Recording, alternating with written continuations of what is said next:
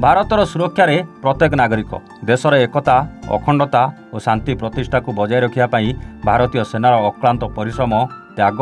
बलिदान और कर्तव्य निष्ठा अतुलनीय। भारतर सुरक्षा पाई आतंकवाद विरुद्ध में लड़ई ऑपरेशन सिंदूर रे भारतीय सेनार पराक्रम समस्त देशवासी को गर्वित करिछि। भारतर वीर सैनिक मानक सफलता और साहसिक पदक्षेप को उत्साहित करने आज कलाहांडी जिला प्रशासन जिला संस्कृति परिषद तरफ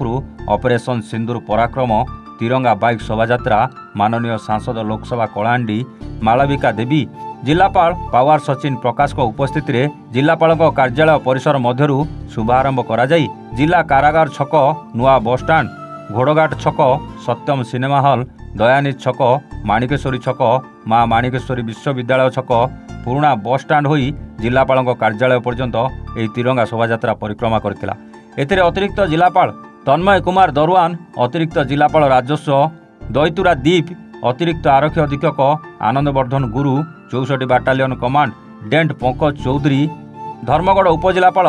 धीमान चाकमा भवानीपाटना उपजिलापाल Prabhat Kumar Parida 64 battalion second in commandant PK Mishra deputy commandant Sachidanand Patra जिला संस्कृति अधिकारी विवेकानंद महानंद जिला सूचना और लोकसंपर्क अधिकारी हलधर नियाल समेत समस्त जिला स्तरीय अधिकारी जनप्रतिनिधि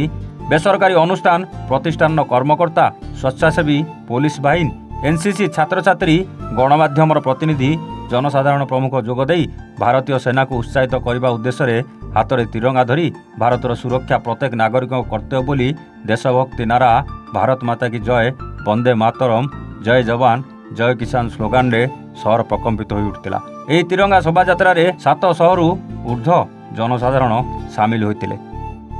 कलाहांडी लिंगराज पंडा रिपोर्ट, वन ओडिशा।